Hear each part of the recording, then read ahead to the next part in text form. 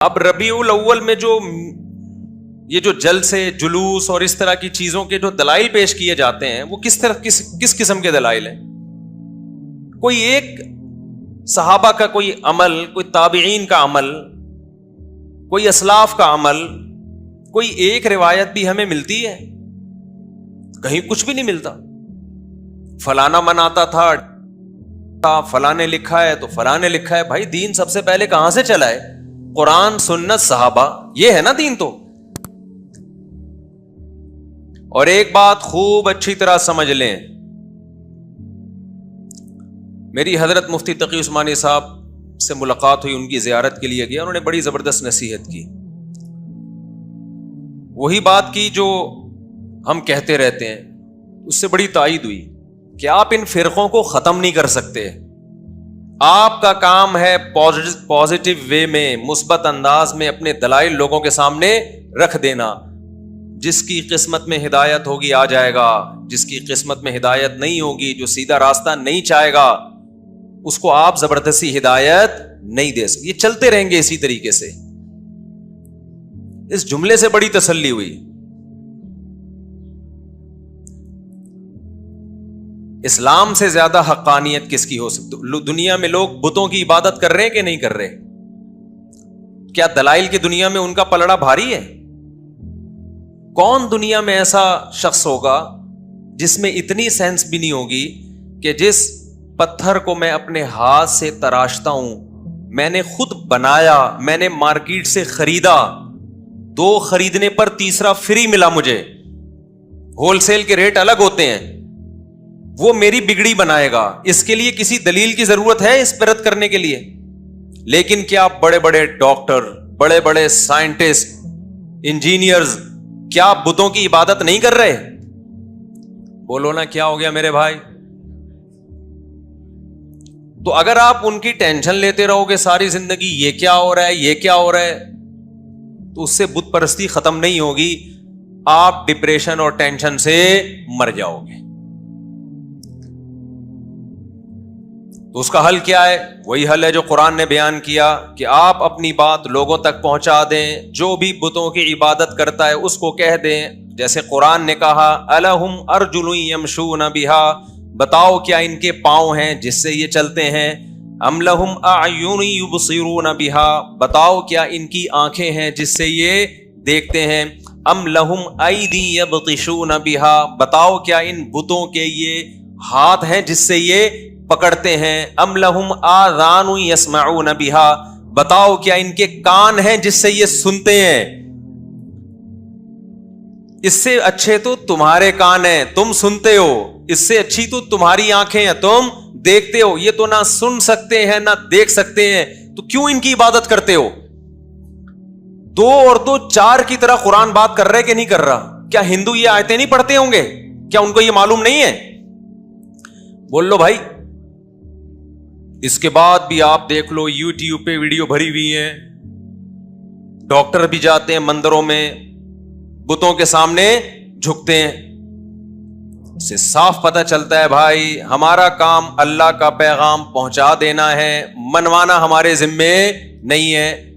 تو غیر مسلموں کی گمراہی میں بھی ہمارا کام پیغام پہنچانا ہے. مسلمانوں میں جہاں گمراہی پھیلے گی تو ہمارا کام پیغام پہنچانا ہے، منوانا ہمارا کام نہیں ہے. ہم پیغام پہنچا دیتے ہیں کہ ربیع الاول میں جو کچھ آج کل ہو رہا ہے یہ پیغمبر کا طریقہ نہیں ہے، یہ آپ کی اپنی خواہشات ہیں جن کو آپ مذہب کا لیبل لگا کے پورا کر رہے ہو. دین اپنی خواہشات کا نام نہیں ہے. پورا صحیح کوئی نہیں ہوتا. جب ہم بتاتے ہیں نا کہ محرم میں ایسے گزارو جیسے پیغمبر نے گزارا، ایسے گزارو جیسے صحابہ نے گزارا، تو کیسے گزارا بھائی؟ صرف 10 محرم کا روزہ، 9 10 یا 10 11 بس. اور روزوں کی کثرت محرم میں کریں، آپ جتنے زیادہ روزے رکھ سکتے ہیں. اس کے علاوہ محرم میں کوئی اضافی عمل اسلام میں ثابت نہیں ہے. ربیع الاول میں تو یہ بھی نہیں ہے. کہ کوئی اضافی روزوں کی فضیلت ہو یا عمرے کی فضیلت ہو. آج کل ربیع الاول میں عمرے بہت ہو رہے ہیں. لوگ کہتے ہیں بھائی اس مہینے میں عمرہ کیونکہ نبی پیدا ہوئے تھے. تو آپ پیغمبر سے آگے نکل رہے ہو بھائی. ہمارے نبی کو نہیں معلوم تھا کہ میں اس مہینے میں پیدا ہوا ہوں تو میں اس مہینے کی فضیلت بیان کر کے چلا جاؤں. صحابہ کو معلوم نہیں تھا کہ ہمارے پیغمبر اس مہینے میں پیدا ہوئے ہیں تو ہم اس مہینے میں عمرہ کر کے اس کی فضیلت کو بڑھا دیں. کہیں کوئی ایک حدیث دکھاؤ جس میں کسی صحابی نے ربیع الاول میں عمرے کی الگ سے فضیلت بیان کی ہو. میں سمجھا پا رہا ہوں بات؟ کوئی ایک روایت دکھا دو بھائی. رمضان میں عمرے کی فضیلت ہے. نبی صلی اللہ علیہ وسلم نے فرمایا رمضان میں عمرہ ایسے ہے جیسے حج. اس کا یہ مطلب نہیں کہ مکمل حج جیسا. حج تو حج ہی ہے, یہ تو تشبیہات ہوتی ہیں اس کی ویلیو کو بڑھانے کے لیے. تو رمضان میں آپ عمرہ کرتے ہیں کیونکہ رمضان میں ویسے بھی ہر عبادت کا ثواب بڑھ جاتا ہے. یہ فضیلت ہمیں ربیع الاول کے بارے میں نہیں ملتی. تو کیوں اللہ اس کے رسول کی طرف نہیں آ جاتے؟ کیوں اس اسلام کو فالو نہیں کرتے جو 1400 سال پہلے آیا تھا؟ تو میں یہ کر رہا تھا شیطان نے کیا کیا؟ وَزَيَّنَ لَهُمُ الشَّيْطَانُ أَعْمَالَهُمْ. شیطان برے اعمال کو کیا کرے گا؟ مزین. کل کوئی میرے سامنے کلپ آیا, اس کلپ میں کسی نے یہ کہا کہ غوث اعظم چاند پہ پہنچے تھے. واللہ عالم کسی کے پاس رپورٹ آئی ہوگی. اچھا, بہت سے لوگوں نے الٹا سیدھا لکھا ہوا تھا, برا بھلا کہا ہوا تھا. کیا وہ کہہ رہا تھا کہ امریکہ تو بعد میں چاند پہ گیا ہے, غوث اعظم پہلے چلے گئے تھے. اچھا, نیچے سب ملے جلے کمنٹس آ رہے تھے نا.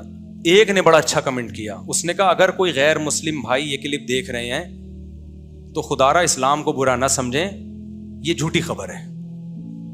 سمجھ رہے ہیں نا؟ یعنی اس بندے کو یہ خیال ہوا کہ یار یہ ہمارے آپس کے مسئلے ہیں, چاند پہ گئے تھے نہیں گئے تھے یہ رپورٹیں ہم کرتے رہیں گے, لیکن غیر مسلم جب یہ مذہبی اسکالر سے یہ بات سنے گا تو وہ کہے گا کہ یار یہ ہے اسلام. یہ اس پہ فخر کر رہے ہیں کہ انگریز ایک تو جا نہیں رہے چاند پہ, ہیں جانا تو ہم کو چاہیے تھا نا. کیا خیال ہے؟ ایک تو جا نہیں رہے ہیں, اوپر سے عذر لنگ بدتر از لنگ. عذر ایسا پیش کر رہے ہیں کہ ہم تو پہلے جا چکے ہیں. تو اس نے یہ لکھا کہ غیر مسلم کو کہا کہ کوئی غیر مسلم بھائی یہ دیکھ رہے ہو تو یہ اوریجنل اسلام نہیں ہے. یہ بڑا اچھا کمنٹس کیا, مجھے اس سے بڑا سبق ملا. میں نے کہا یار ہم ربیع الاول میں محرم میں جو کچھ بھی کریں یار, آپ دل کھول کے حلوے بھی کھائیں, مانڈے بھی, اور ناچیں بھی, اور گائیں بھی, اور جو بھی کرنا ہے کرو. غیر مسلم کو بس یہ بتا دو یہ اوریجنل اسلام نہیں ہے, تاکہ وہ بدگمان نہ ہو. جب غیر مسلم محرم میں ہمیں ماتم کرتا ہوا دیکھے گا, خون بہاتا ہوا, وہ اس اسلام کی طرف مائل ہوگا؟ بولو نا. اس میں اٹریکشن, نماز کو دیکھ کے مائل ہوتا ہے, روزے کو دیکھ کے مائل ہوتا ہے, حج کو دیکھ کے مائل ہوتا ہے. لیکن محرم میں جو ہم خون بہا رہے ہیں, اپنا ہی خون بہا رہے ہیں, اس عمل کو دیکھ کے غیر مسلم ہماری طرف مائل نہیں ہو. جو کچھ ربیع الاول میں ہم کر رہے ہیں اس عمل کو دیکھ کے غیر مسلم اسلام کی طرف مائل نہیں ہوگا. تو آپ سب کچھ کرو لیکن ہندوؤں کو, سکھوں کو بتا دو کہ یہ سچی مچی کا اسلام نہیں ہے. سچی مچی والا اسلام وہ ہے جس میں رمضان کے روزے ہیں, جس میں پیر جمعرات کا روزہ ہے. مسلمان صبح اٹھتا ہے, سحری کے وقت میں کھاتا ہے اللہ کے لیے, سارا دن بھوکا پیاسا رہتا ہے. شام کو جب افطاری پہ دسترخوان پہ بھوک پیاس کے بعد کھانا رکھا ہوتا ہے اور اس کے منہ میں جب پہلا نوالا جاتا ہے تو پھر یہ دعا پڑھتا ہے ذہب الظما, پیاس چلی گئی, وابتلت العروق, رگیں تر ہو گئیں, وثبت الاجر انشاءاللہ, اور جس خدا کے لیے ہم نے بھوک پیاس برداشت کی ہے اس خدا نے ہمارے نام اعمال میں روزے کا اجر لکھ دیا ہے. غیر مسلم اس اسلام کو دیکھ کے متاثر ہوگا جس میں آپ ماں باپ کے قدموں میں جنت تلاش کر رہے ہوگے. غیر مسلم اس اسلام کو دیکھ کے متاثر ہوگا جس میں گرل فرینڈ کا بھنگی اور چماروں والے رشتوں کا کوئی تصور نہیں ہے, جس میں عورت سے وفائے بیوی بنا کے گھر لے کر آؤ, اس کو اس کی اولاد کے کفیل بن جاؤ. یہ ہے وہ پیارا اسلام جو کس نے دیا ہے؟ جو اللہ نے ہمیں دیا ہے, جس کو دیکھ کر لاکھوں کروڑوں غیر مسلم مسلمان ہوئے ہیں. اور جو اسلام کا رخ آج پیش کیا جا رہا ہے, دھرنے اور روڈ بلاک اور یہ سب, یہ والا اسلام کبھی بھی غیر مسلم اس کی طرف مائل نہیں ہوگا. تو جیسے اس نے غوث اعظم کی کوئی غیر مستند کرامت بیان کر دی نا, चांद पे पहुंचने वाली, जिसका कोई सबूत नहीं है। तो नीचे किसी ने कमेंट्स कर दिए, कोई गैर मुस्लिम भाई, उसने के अल्फाज थे, गैर मुस्लिम भाई को मैं ये बताता चलूं ये सच्ची मुच्ची वाला इस्लाम नहीं है। तो आप जो कुछ भी करें एक बोर्ड लगा दें, भाई ये हमारा अपना इस्लाम है, ये सच्ची मुच्ची वाला इस्लाम नहीं है। सच्ची मुच्ची वाले इस्लाम में कब्र एक बाले से ऊंची नहीं होती। सच्ची मुच्ची वाले इस्लाम में कब्रें पक्की नहीं होती। सच्ची मुच्ची वाले इस्लाम में हलवे मांडे नहीं होते। पूरी दुनिया के डॉक्टर इस पर मुत्तफिक हैं कि मीठा खाना इंसान की सेहत के लिए इंतहाई नुकसानदेह है। मैं कैंसर के स्पेशलिस्ट से मिला हूं, उनका कहना है कि सिगरेट इतनी नुकसानदेह नहीं है जितने हलवे नुकसानदेह हैं। नहीं है मेरा ख्याल, बात समझ। सिगरेट से ज्यादा नुकसानदेह क्या चीज है? हलवे, क्योंकि सिगरेट से वजन नहीं बढ़ता, मीठे से वजन बढ़ता है। और वजन बढ़ने से ब्लड प्रेशर भी है, शुगर भी है, कैंसर भी है, 20 बीमारियां हैं। सिगरेट से सिर्फ कैंसर है। ये डॉक्टर की रिपोर्ट पेश कर रहा हूं, हवाई फायरिंग नहीं है। उस पर रिसर्च पेपर भी दिखा सकता हूं आपको। तो इस्लाम उस चीज को कैसे प्रोमोट करेगा जिसमें तीजे पे भी खाना है, 40वें पे भी खाना है, 11वीं पे भी खाना है, 13वीं पे भी खाना है, और जनाब रबीउल अव्वल पे भी खाना है, 10 मुहर्रम को हलीम की देग है, हर थोड़े दिन बाद कोई ना कोई खाने का प्रोग्राम चल रहा होता है। इस्लाम में सिर्फ एक खाना है, 2 खाने खानदानी। एक बकरीद का खाना, उसमें भी मीठा नहीं है, उसमें क्या है? गोश्त। एक ईद उल फितर का खाना, उसमें मीठा है लेकिन बहुत थोड़ा, खजूर के चंद दाने। और एक वलीमे का खाना है जो शादी के बाद होता है, जो बाज लोगों को 4 दफा नसीब होता है। उसमें भी गोश्त है, मीठा नहीं है। उसमें भी औलिम वलौ बिशाते, नबी ने फरमाया वलीमा करो अगरचे बकरे के जरिए क्यों ना हो, एक बकरी क्यों ना हो। इस्लाम ऐसी खुराकों को प्रोमोट ही नहीं करता जिसे खा के आप चौड़े हो जाएं। गोश्त खा के चौड़ा नहीं होता आदमी, मोटा नहीं होता, कार्बोहाइड्रेट कम है उसमें। और आप मीठे को फोकस कर रहे हो, ये वाला केक। मेरे पास तो मिठाई के डब्बे ला ला के ना लोगों ने, जो आ रहा है मिठाई का डब्बा लेके आ रहा है गिफ्ट में। मैं पहले घर में देता था, बच्चे खाते थे, अब मैंने घर में देना भी छोड़ दिया। मैंने कहा मैं अपने बच्चों को क्यों तबाह करूं अपने हाथों से यार। लड्डू खा खा के लड्डू जैसे बन जाएंगे वो। हमने अपने बच्चों को फोकस किया, अंडे खाओ, गोश्त खाओ, दूध पियो। मीठे को मैं प्रोमोट नहीं करता घर में ज्यादा, समझते हो। और हमारे यहां मशहूर किया खाने के बाद मीठा खाना सुन्नत है। ऊट पटांग बातें कर रहे हो यार तुम। खाने के बाद खाना खाना ही कहां सुन्नत है कि उसके बाद मीठा खाना भी सुन्नत हो। तो जो कुदरती तौर पर मोटे होते हैं वो तो बड़े बड़े बुजुर्गान दीन हैं, वो तो कुदरत की तरफ से। बाद सहाबा का जिस्म भी भारी था, लेकिन खूब समझ लो खा के जो मोटा हो रहा है, अल्लाह उसके रसूल सल्लल्लाहु अलैहि वसल्लम को वो पसंद नहीं है। सही हदीस, आपने एक शख्स को देखा जिनका पेट निकला हुआ था, भारी जिस्म था, आपने फरमाया लौ कान हादा फी गैरी हादा लकान खैरन औ कमा क़ाल सल्लल्लाहु अलैहि वसल्लम। फरमाया जो खुराक तुमने खाई है ना, जो पैसा खर्च किया है, किसी और जगह पे खर्च करते तो अच्छा था। तो इसलिए मेरे भाई, खुदा के लिए इस्लाम को बदनाम बोलो मत करो। रोजे रखो, रोजे रखो, तहज्जुद पढ़ो, कम खाओ, भागो दौड़ो। सहाबा कराम की जो एक्टिविटीज थी वो यही थी। सदका खैरात करो छुप छुप के, देगों को फोकस मत करो। देग से गरीब को फायदा नहीं होता, देग जैसा हो जाएगा वो गरीब भी, उसके पास तो इलाज के पैसे भी नहीं है। चुपके से ले जाके गरीब को सदका कर दिया करो, ऐसे दाएं हाथ से दो, बाएं को भी पता न चले। उसको बोलो भाई ये पैसे हैं, अब तेरी जो जरूरत है उससे पूरी कर ले। और अगर वो कहे मुझे खाना ही चाहिए तो देख के बजाय घर में राशन डलवा दो। क्या कर लो? चुपके से ले जाके राशन डलवा दो उसके घर में।